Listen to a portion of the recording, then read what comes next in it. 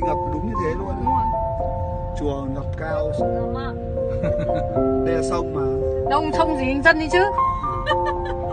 Dân đấy nhưng nó bị ngập như thế chứ. Sông gì? Đây là sông. Xung quanh trong đây là bao nhiêu nghìn hộ dân ở trong đây nữa này.